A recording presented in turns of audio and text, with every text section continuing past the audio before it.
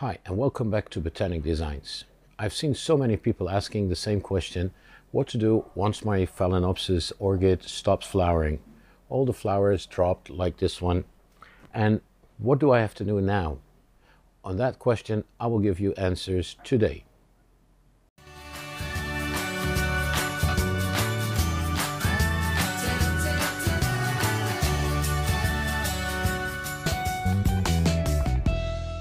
So first of all, it's very natural that your orchid will stop flowering at a certain moment. Slowly, you will see that the flowers will drop. And now it's time, after the last flower dropped, it's time to do something. Well, here I have an example. This is the last flower. Here I have an example, and I'm going to show you what to do. If you look very good, you can see that the spike is already going to change color over here, and this one already started doing that. It's going to die. It changes to brown, but this is still green.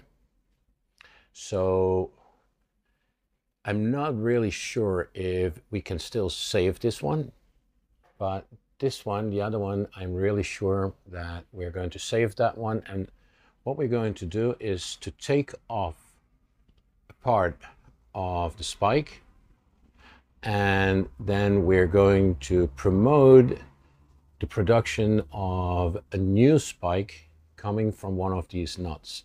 So what do we need for that? First of all, we need, of course, the orchid. Furthermore, we need a pruner, and I always like to use 70% alcohol to clean my tools. So that's what I'm going to do right now. We don't want any bacteria or things like that go from one plant to the other. And now we have to look very carefully. So we have the orchid over here, and first I'm going to show you this one. The flowers were up to here, as you might see. Now then we have a knot over here, and a knot over here, and a knot over here, and it goes down till the bottom. What I want to do is to take off this part, and it's approximately 1 inch or 2.5 centimeters from the upper knot, just below the last part where we had a flower.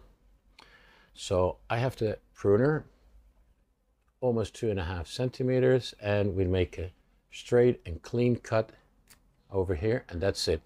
So what is going to happen right now is that this knot is the latest knot in the spike.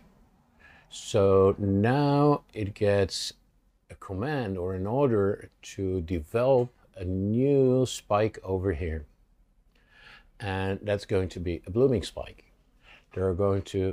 This one is going to grow out and develop a new spike with new flowers. Now, on the other hand, we have another spike, but that spike has dropped its flowers already 1 or 2 weeks ago.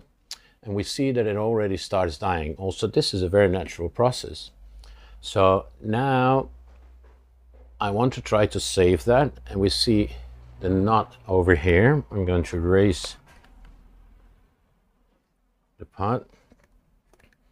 I want to give the spike a signal that it has to develop a new spike over here. So what I told you with the other spike is that you take the place where the lowest flower was, and that's over here, and then you go to the knot just below, 2.5 centimeters or 1 inch above, you will cut it off, but this already died. And if we go down, I can see this knot. I can try to give it a chance, but I'm not going to. Instead, I'm going to take the knot even one lower, take 2.5 centimeters or 1 inch from that knot, put this pruner and cut it off. and that's it. For the rest, I'm just going to take care of the Phalaenopsis as I did until today. We're giving it water once a week during the summertime, once in 2 weeks during winter time. Going to give it the right amount of light, and after a few months, sometimes even after a month and a half, we can already see that from this knot the orchid is going to develop a new spike, and that will produce flowers.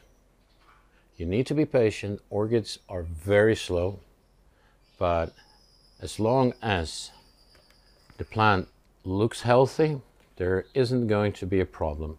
Well, this one I have to water. As you can see, the roots are not as green as they should be, and it feels very dry, and that's what we're going to do. I hope I succeeded to answer your question about what to do after all the flowers dropped from your Phalaenopsis orchid, and good luck with it. Give it a try, you won't be disappointed. If you like this video, please don't forget to like, to subscribe, and to press the bell. You'll get an update every time I upload a new video. Hope to see you next time.